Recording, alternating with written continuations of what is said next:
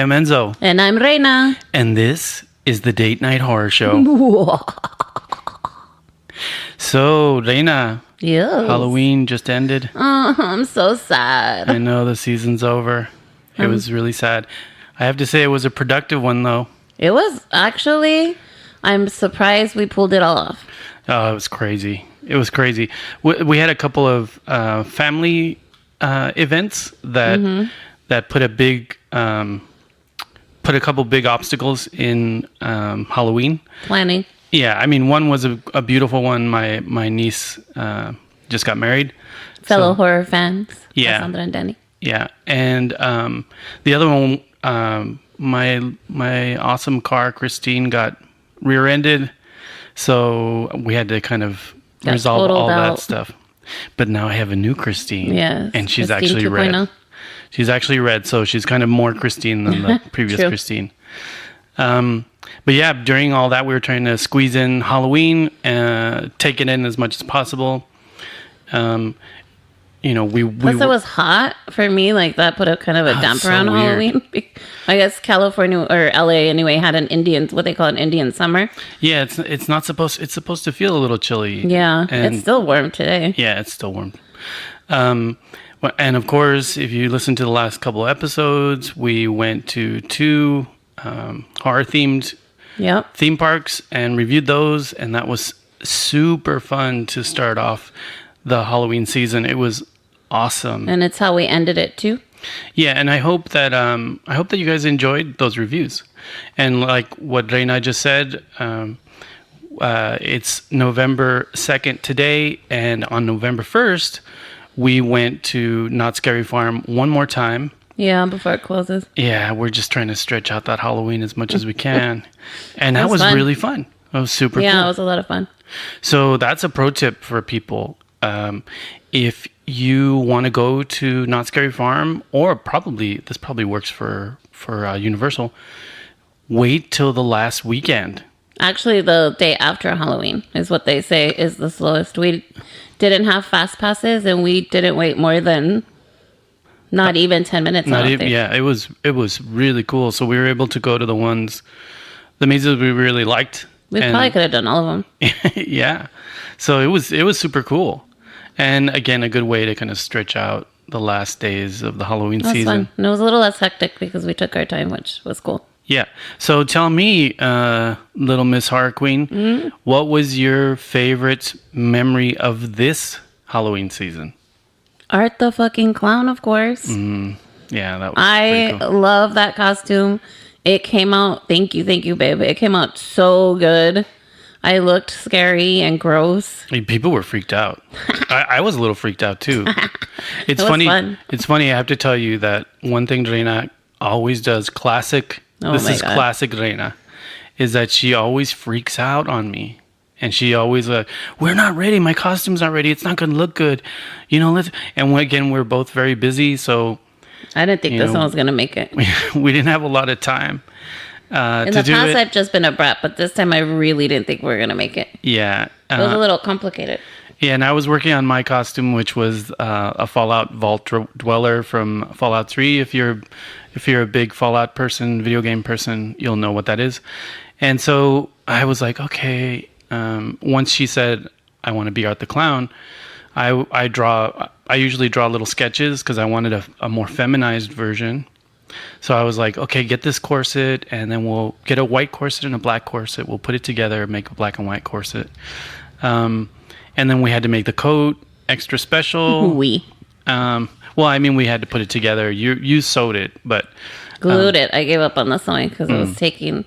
So it's my fault because, of course, I procrastinate, and because I work crazy hours sometimes, and plus all this other stuff that good stuff, all good stuff that happened. So, of course, the car thing's bad, but the night before Halloween, I'm like, I gotta put this fucking coat together because we had to get a black coat and a white coat and sew it together to have one side black, one side white, and switch the sleeves. Yeah, okay, hold on a second, though.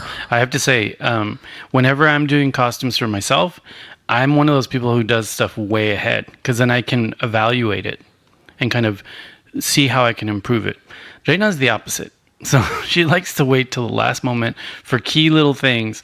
And I need to see it all on. And I'm always telling her, do you have it ready? I hate when he Put it makes on. me put it all on. I need to It's see it. annoying because he doesn't understand the intricacies of a freaking corset and how uncomfortable they are. Yeah, I get it. But the idea was I wanted her to put the whole thing on. That way I could bloody it and not do it the night of. It worked out. But we ended up adding the blood part the night of, and it actually looked pretty good. So, and of course, Reina being who she is, I asked her, I'm like, well, do you want Art the Clown cleaner or towards the end of the movie, which if you've seen Terrifier, towards the end of the movie, he's just covered in blood. And of course I creepy. said. And of course you said, we have to do it. Of course. So it got messier and messier and scarier and scarier. And I think where Our we landed bathroom was looks pretty like good. Art the Clown took a visit there. It did look like a crime scene. It's like an episode of Dexter.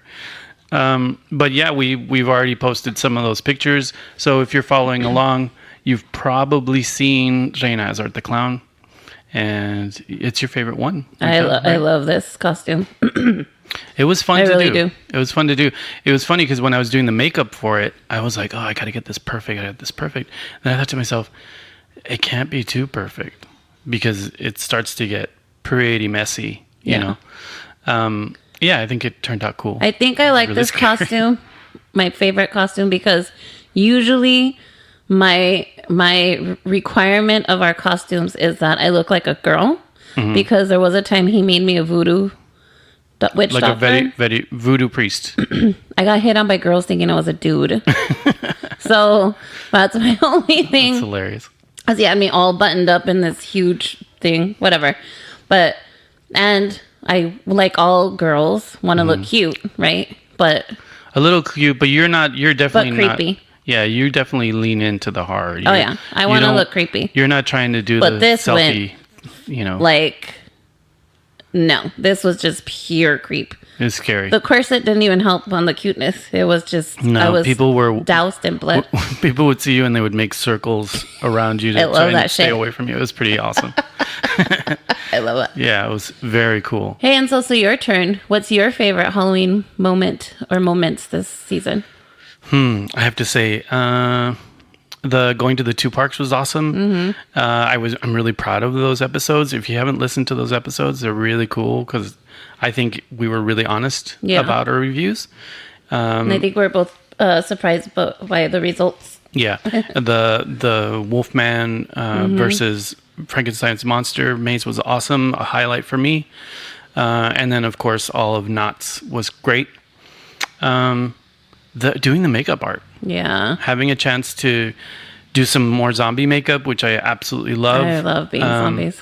Yeah, and if you guys want to see those pictures, we're on Instagram and Facebook. You can see all those posts that I've been posting. And just focusing on the makeup again, doing Art the Clown. I think my favorite moment of this was this season. I went into work and I went as a vault dweller. And for some reason, not a lot of people at my work dress up. I just think it's kind of fun and playful. And I'm an artist, so... Which when I tell people that, they're surprised that in your office, Oh, yeah. a lot of people dress there's up. other studios that, there's lines of people that are dressed up. So it's a thing, But it was funny. The studio, our studio head, and a good friend of mine, Christian, he saw me dressed up as the vault dweller, and he's like, "Oh, okay. I guess you phoned it in today. I guess you." He was clearly being sarcastic. Oh, okay. Because I had a gun, I had the Pip-Boy, I had the full suit, I had the scars the on your makeup, face. and it was just really funny the way he said it because it was clearly a being joke. sarcastic, Yeah, it yeah. was being very sarcastic, and I thought that was pretty funny. And then the times we went out, it was really fun. Yeah, it was a lot of fun. A lot of costumes. Yeah. I think this year, we went to New Wave Bar, which is a place we hang out in. Favorite bar? Yeah, and it was just packed with people. In costume. Yeah. That's what was cool.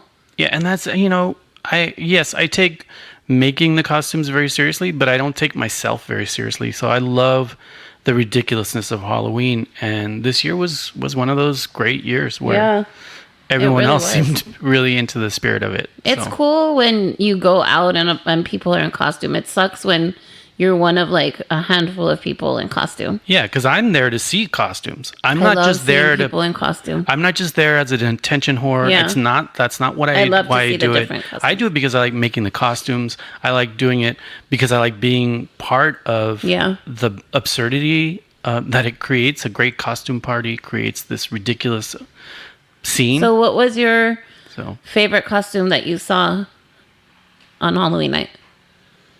there was this woman that was dressed like Art the Clown. No, besides She was amazing. us. No, besides Super us. scary. She scared the shit out of me.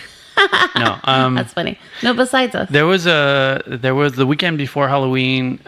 There was a couple that was dressed like the Joker and Harley Quinn. yeah, those were really and they cool. were really into it, and they were really into each other. You could tell, Yeah. and that was super sweet. I liked that one.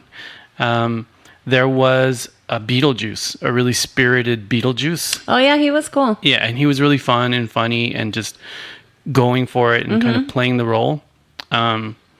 Yeah, I would say that. But I think the sheer volume of costumes that we saw, people just trying stuff. You know, we saw the Karate Kid. Yeah. My favorite was the Nurse Joker. Oh, Nurse Joker, I forgot. Yeah. Yeah.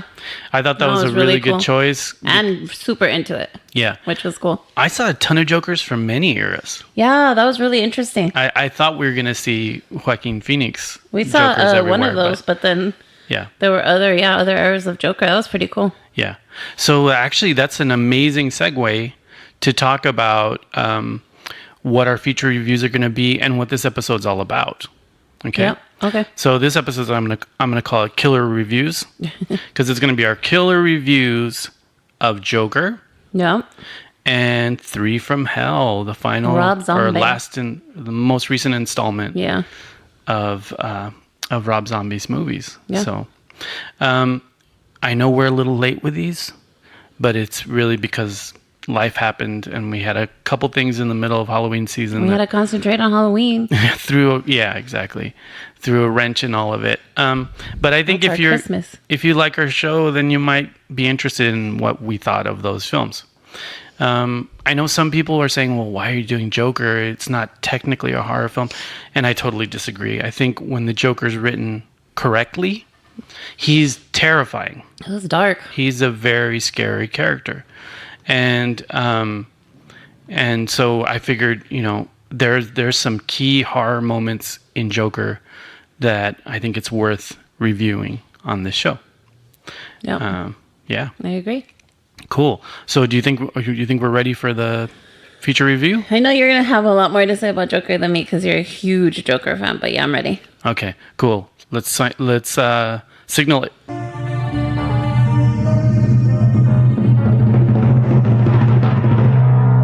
And now, our feature review. Okay, this is what we're gonna do, Reyna. We're gonna review both films, starting with Joker first, and then we're gonna go into the spoiler zone with both films, starting with Joker first. Okay. How's that sound to you? Sounds good. Cool. Do you want to read the synopsis for Joker? Joker centers around an origin of iconic arch nemesis and is an original standalone story not seen before on the big screen. Todd Phillips' exploration of Arthur Fleck, who's Joaquin Phoenix, a man disregarded by society, is not only a gritty character study, but also a broader cautionary tale. So, in other words, they made a Joker movie that's actually based off the comic books. Because the Joker's a gritty, crime, scary, serial killer-y. Like, that is who the character is. Yeah. Do you want to read more about the cast? Who's in Sure. it? So, of course, Joaquin Phoenix plays Arthur Fleck. Robert De Niro plays Murray Franklin. Zazie Betts plays Sophia Drummond. Excuse me. Frances Conroy plays Penny Fleck. Oh, I loved her. She's perfect. awesome, man. I love her. And plays his Brett mom. Cullen plays Thomas Wayne. And Shia Wingman plays Detective Burke. And Bill Camp plays Detective Garrity. And then there's just there's a ton of, I guess those are the top built Yeah. cast. So, what are your thoughts? What did you think of the film? I mean, I love Joker, and I love Batman and all the series and all that. I thought it was very dark, but I like dark films, so I wasn't bothered by it being dark. I thought it was really interesting that it was a different take on the Joker than I've ever seen on the screen. Granted, I haven't read, all the graphic novels like you have, but from what you've told me about Joker and his story, it was cool to see a different side of him on the screen. Yeah, it's interesting because I think, there's all this controversy swirling around Joker and its success and all that. And unfortunately, society, there's been some things in society that kind of warrant that sort of reaction, but I also feel not really. Because, for example, you take someone like Hannibal Lecter and all the Hannibal Lecter movies. There's a part of you that admires Hannibal Lecter because of his intelligence and it's kind of his refinement. But he's still a serial killer, right? Right, at the end of the day. I love reading those books and I love watching those movies. And I love Anthony Hopkins in that role because I'm scared of him. Right, right. I don't admire him. I don't consider him, a heroic figure. Right. This is exactly the same thing. When the Joker's written correctly, he's interesting to watch, but he's terrifying. Yeah. So I'm going to see a Joker movie like I'm going to see Jason or like I'm going to see Hannibal Lecter or Freddy Krueger, So for me, it was incredibly refreshing to see the Joker taken to the full extent of who the Joker is, and then also grounded in a way that feels very relatable and very, very believable. This has been done for years and years and years and years and years and years in the comic books. In fact, when the first Batman film came out, I was reading things like Killing Joke and Dark Knight Returns, and if anyone knows those things, the Joker is terrifying in those stories. I think the only time they've came close is with Heath Ledger. I think the Dark Knight depicted, if you compare the death toll of Dark Knight, which didn't have all the controversy around it, and the death toll in Joker, the Joker kills very few people in this. But in Dark Knight, he kills an entire police precinct. Right. So, That's right. so it's just interesting. I think the reason people reacted to it this way and all the controversy is, one, I don't think those people really know the character. Right. So they just think it's coming out of nowhere. And two, it's very believable. They really grounded the story, which was really, really interesting to me. It was just a very different take. Like, they didn't do all the, he fell into a chemical bath of shit and turned into the, got green skin or white skin or whatever it is, because there's so many variations of it. Yeah. But it really dealt with, like, the darker side of mental health. Yeah. I think that's, the whole point of the Joker. Right. He's not quite there. He's extremely driven to do what he's trying to do. He seems to be smarter than everyone else, but because he's so unhinged, he's incredibly unpredictable, right, and has killed before. So in this film, in Joker, I feel like it's the peeling away, of his origin, and you get to see how someone like that may be created. Yeah. Another thing that I noticed in the film, people were saying, "Oh no, the story is glorifying him, making him the hero." And I don't agree with that at all. I don't see where that was even possible. Like, everything, you don't identify with the Joker. You don't. No. You're just going, "Wow, this whole thing is a mess." Yeah. And then all the outcomes of the story are tragic, but it's just societal, and I thought it was fantastic. I thought it was really good. I just think what was interesting about this take on the story, because that's really how you have to look at it. Yeah. Is it is a more believable way of someone losing, having this mental health issue and spiraling out of control, and turning into, someone like the Joker. Yeah. Versus a chemical accident. So it was just a different take. Still interesting. And still very believable, but I totally agree with you. No, I don't see him as a hero at all in this. And or glorifying it. to address what you said about him hitting the vat of chemicals and stuff. If you read Killing Joke, which is kind of a seminal Joker story, he's a struggling comedian in that, but he has a pregnant wife. So in Killing Joke, I feel like he was sort of a good guy at the beginning, and then because his skin has changed and his hair has changed, it just makes him snap. Yeah. Right? Like everything is gone. This is different. This is the Arthur is dealing with mental problems he's had his whole life, and then you learn more about his history. Yeah. And he hasn't had the best go in life as well. Right. But then he's also making choices that are not good, and then the people around him are not good. Right. So not everyone is bad. So I don't root for anyone. Right. I'm just watching. I'm watching it unfold. The one big critique I would say about the Joker that I think was a miss is that there weren't a lot of moments that were funny. And if you read the Joker, he's hilarious. He's hilarious. He has like dark moments, and you're laughing at them, and you're like, "Oh, I feel like an asshole for laughing at this." There were a couple moments, but I feel like there could have been more. There could have been more. And this movie has become so incredibly successful that they've already talked about doing a sequel. I sort of not sure how I feel about that, because Maybe that'll expand his universe. Yeah, but I feel like this one was like a lightning in a bottle sort of thing. We need a good Batman story. Yeah. But I thought it was thoroughly satisfying. It definitely has some horror moments. Yeah, for sure. It has creepiness, and it has make it stop moments. Yeah, definitely. Moments of pure shock and violence. So if you're a horror fan, I recommend you. And a Joker fan. Yeah. I mean, some people like a happier Joker with less edge. That's weird, though. Yeah, I get it. But yeah, I mean, again, if you're listening to the show, you're probably like horror. It has horror moments, and it is definitely. Did you hear people say enough horror. Why Batman wasn't in it? What's that? Did you hear how some people were upset that Batman wasn't in it? I get it. Those are casual. But it wasn't about Batman. They're not as invested, and you know what I mean. I get it. To me, I think I like the Joker. I like to read the Joker more because I'm a horror fan, and I love Batman as well. But I'm a horror fan.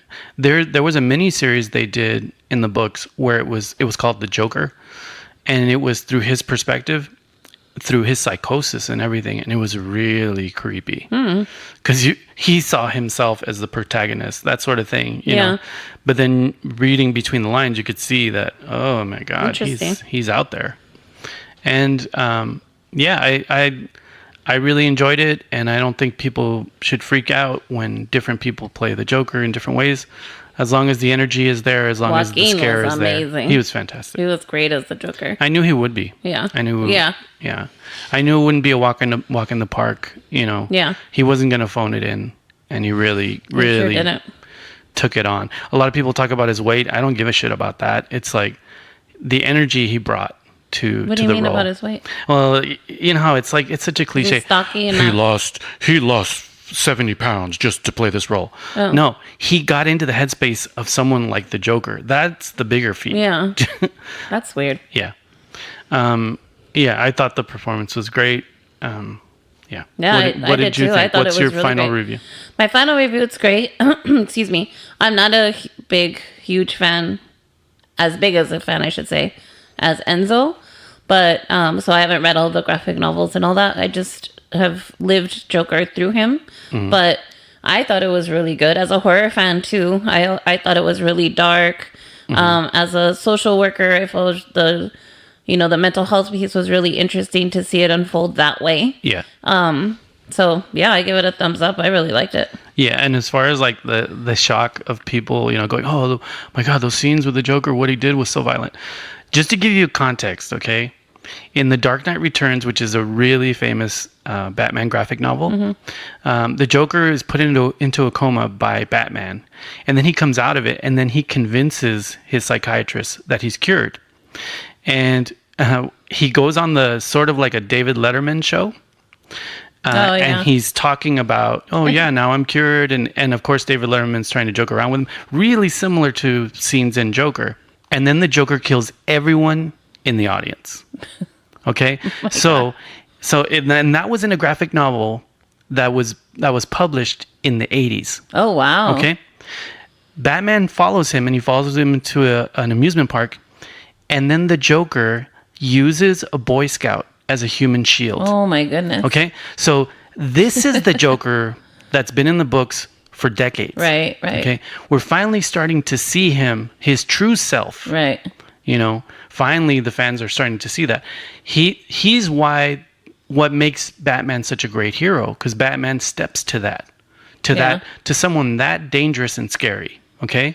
So and then there's later versions of the Joker where he cuts his whole face off and puts it back on. Like, this is a very dangerous, scary horror character. Yeah, for sure. So the people who are freaking out, they just don't know the character. Yeah. They don't know what it's about. They want like the TV Joker or something. Yeah, I don't know. Yeah. But anyway, and I thought there was some of that in there as well. But it was a good mix of Jokers. I felt like it was just very dark, which I always appreciate. Yeah, exactly. Okay. Do you want to move to our next film? Sure. Rob Zombie's 3 from Hell. Read the synopsis. After surviving a furious shootout with the police, Baby, Firefly, Otis Driftwood, and Captain Spaulding are behind bars, but pure evil cannot be contained.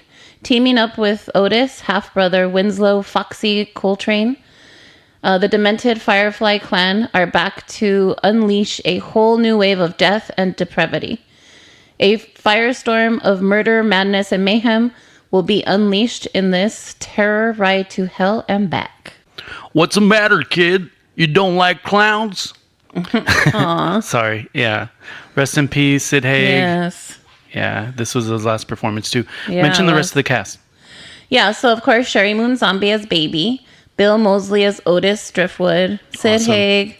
Captain Spaulding. Yeah. Jeff Daniel Phillips as Warden Virgil Harper. Richard Brake as Winslow Foxworth. Yeah, he was good. And then, of course, there's a lot of other supporting casts, but those are the main characters. Cool. So what were your initial feelings about the film?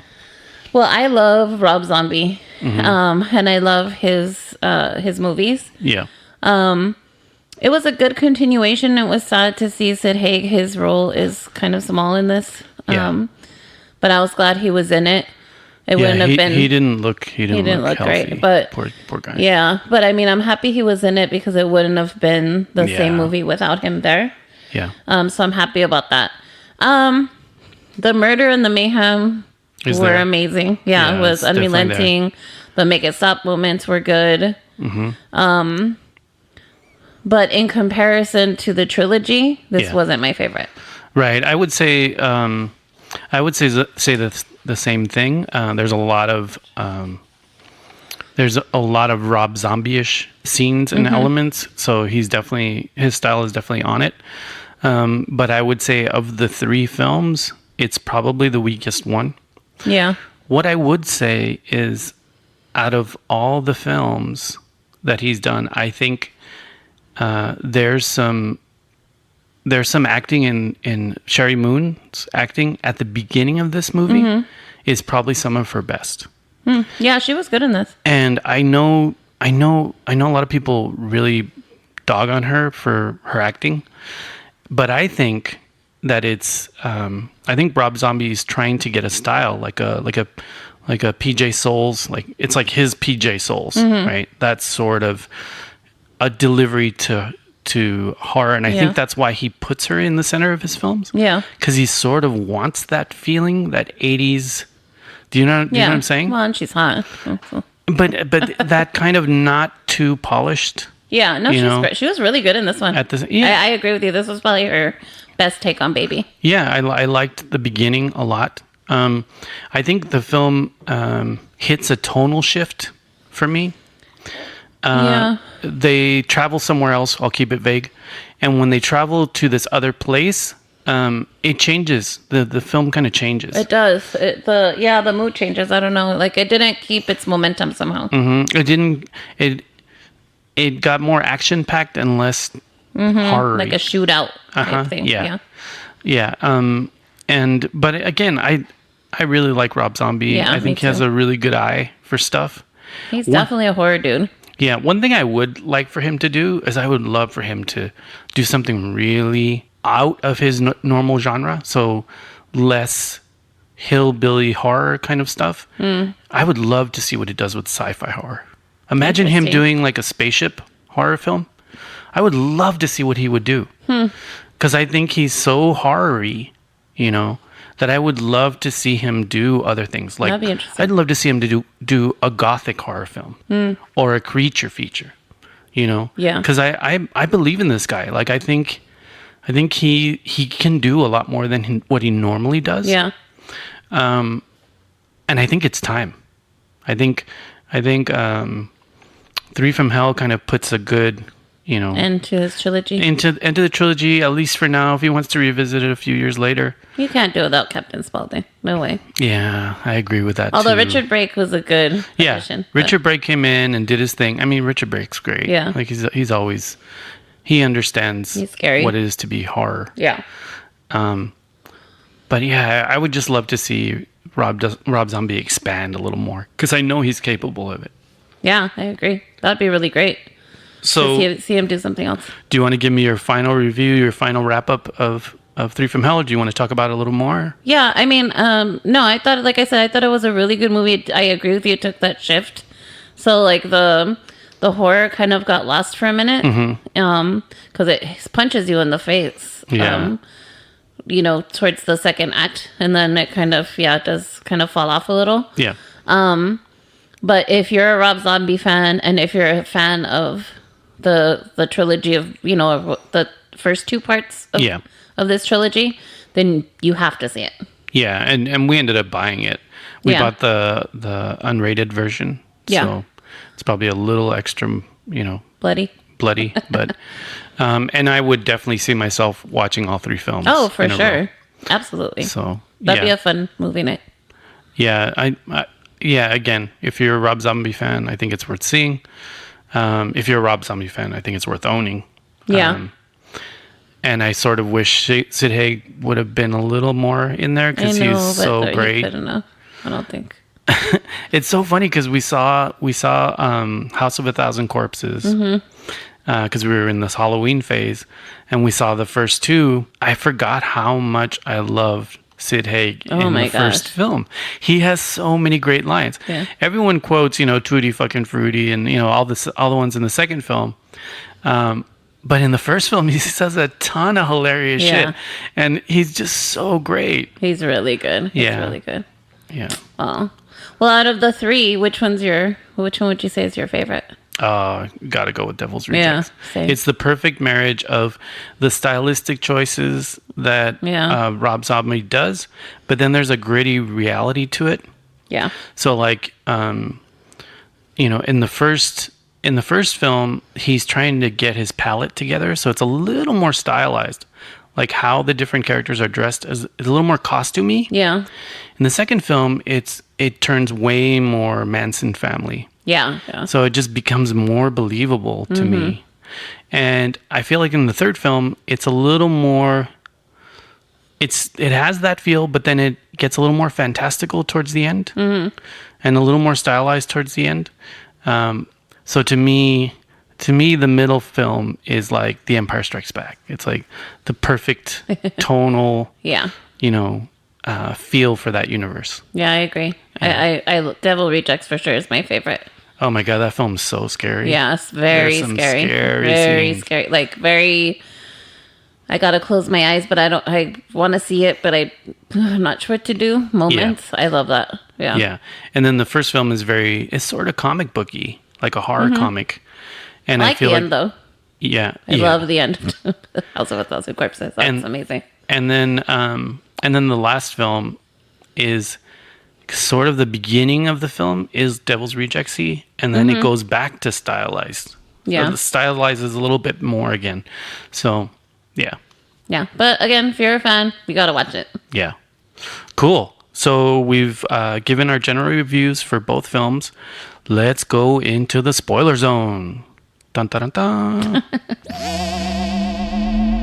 Beware. Spoilers ahead.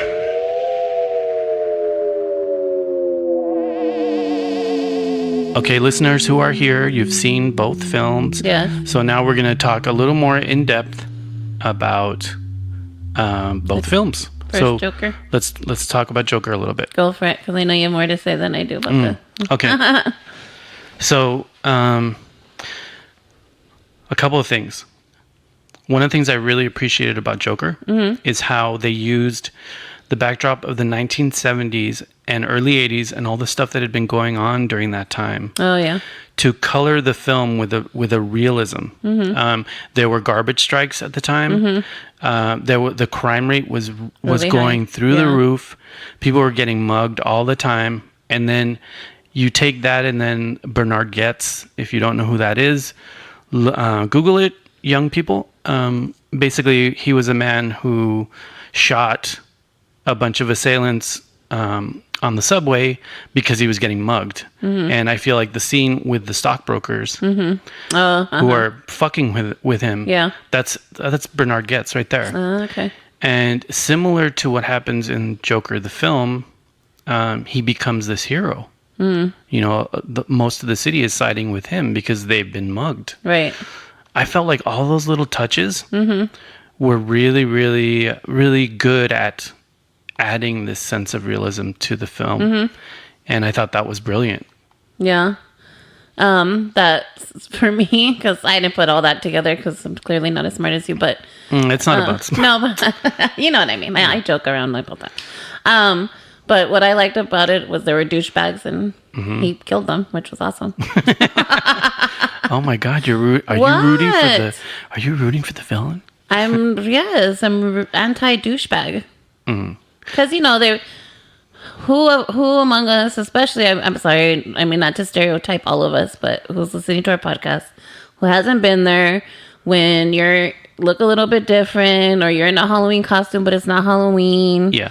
And you have these fucking assholes Yeah. just, you know, torture you. You know, I mean, we've gone through a lifetime of that. There's bullshit. definitely a freak flag sort of thing Yeah. to the Joker. At the beginning of the film, you definitely empathize for him. You feel bad for him.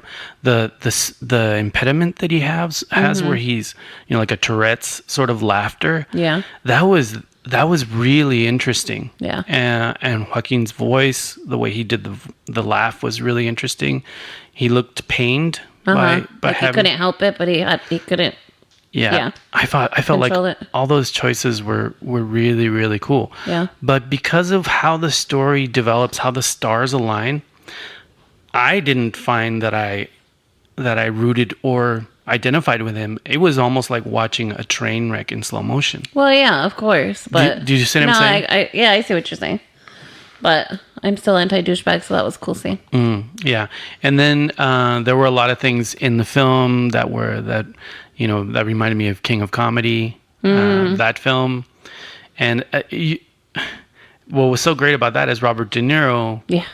you know, he was the guy on the outside in that film. And then in this film, he's the guy on the inside. Yeah. So He was really good in it too. he was really, really good in it. And I thought the film did a really good job of talking about social media and celebrity without having cell phones. You know, the way he's mocked on the television show, you know, and feels slighted. And then he sees it as his opportunity, Yeah. you know. So it's all themes that exist now. Yeah. You know? Yeah. But it's still in the 70s, so it's still very relatable, Yeah. but feels real to that world. Yeah, for sure. It was really interesting. It was, and I love the mom. Mm-hmm. She's so good. She's so good. Yeah, that whole the way that story is constructed, nothing is simple. like the whole thing with Thomas Wayne and how they imply that she's obsessed with Thomas Wayne and that, and that he that it was his son and all Right. this stuff. So then at first you're thinking that, but then you find out more and it's more complicated and sort of more sad Yeah. and more dark. Right. I thought the film, all those components to the Yeah. Joker's origin, they were all dark components. Oh yeah. All dark. So you're just seeing this stars aligning of moments. I'll give you another example that I saw a parallel in. There's a serial killer named Henry Lee Lucas, who's, Henry Porter's serial killer. It was that guy, right? And he had the worst childhood. His mom would beat him and assault him, both physically and sexually.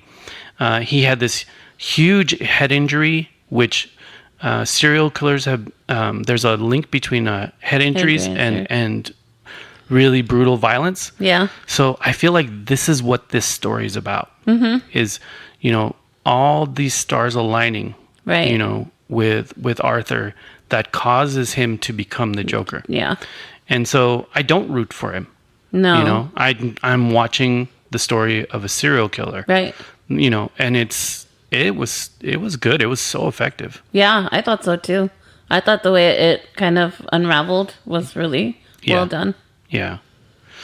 Yeah, I thought it was really good. Wait, are there any other elements in the spoiler zone you want to talk about for this? None that I can remember. Any for you? The one thing I really loved is when he finally becomes the Joker. And, now you're seeing the dance with the stairs and all that stuff. Right. But it goes even further than that. The look in his eye. He goes from being nervous and shaky to purposeful. Yeah. And he walks upright and he just fucking goes for it. And that I found those moments where he's become the Joker are terrifying to me. Like the look in his eye. The way it changes. Yeah. And he doesn't have to be doing anything violent. Yeah. I felt like, wow, I'm convinced that now this guy knows what he's going to do. One last thing. The final scene where he's talking to his psychiatrist and she asks him to tell a joke and he says you wouldn't get it. I thought that was a huge missed opportunity because the Joker is the philosopher of nihilism. So he would have said something. He would have said a really long, funny, darkly funny joke and then killed her. And the fact that he said you wouldn't get it, and then it implies that he does kill her. I felt like that was such a missed opportunity. Yeah. They should have put a joke in there. If you watch Heath Ledger's performance, there's little moments here and there that he does really funny stuff. Yeah. Yeah. Little quibs and little. Yeah. And then he, when he's being interrogated, he has all this philosophy on chaos and like. Right. That is the Joker. Joker won't shut the fuck up. Yeah. Yeah. Right. That's true. He doesn't. Yeah. Yeah. It's sort of like a Hannibal Lecter. Yeah. Yeah. So maybe, if they do a second film, maybe they'll add those elements. Yeah. Maybe he'll finally find his humor. Right. That dark, creepy humor. Yeah. But I guess we should talk about Three from Hell in the spoiler zone now too. Yeah, for sure. Yeah. Well, a lot to say about in the spoiler zone. So when we talked about how it took a little south turn. Yeah. One of the things Literally. literally, that's part. One of the things I actually liked about it was that they go to Mexico, obviously, to escape.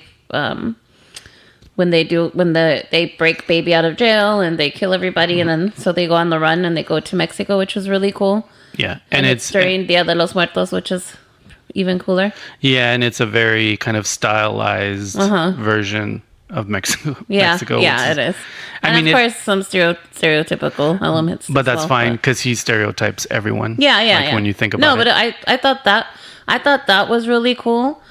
That they ended up there, but then instead of it being horror, it was a Western. Yeah, it almost felt like desperado or something. Yeah, because then they used just guns and they were shooting, and that's not as creepy as like slicing people up and Yeah. all that stuff. And so that was really weird. I thought it was interesting that he paired baby with the little person. Yeah. That was cute and That was interesting. super sweet. Yeah. Yeah. I thought that was a really interesting little relationship. And what she said that she reminded him of Tiny, Yeah. her of Tiny. Yeah. And so I thought that was really sweet. Because what I liked about it was that that wasn't even a factor. Yeah. You know what I mean? Like that was never like mentioned, explained, or Yeah, it sort of shows another dimension to her character. yeah. I just prefer her more as a psychopath. Well, Like, yeah, she which is scares so me. cool because in the jail, when she fucks up those other Oh yeah, women that are where the guard hires them to hurt her, kill her, yeah, and she messes them up hard. yeah. That was awesome. That was really good. I thought her story, like the fact that she had been locked up for so long, that she had really kind of completely lost it. I thought that was really interesting and cool. And I sort of wish it would have gone all the way through the film. Yeah. And maybe she could have been more progressively more and more unhinged. Yeah. Because she's a scary character, I think. She is. Because I think you're not expecting that Right. sort of behavior from someone who looks like her. Right. And I think that's what's scary about her. Right.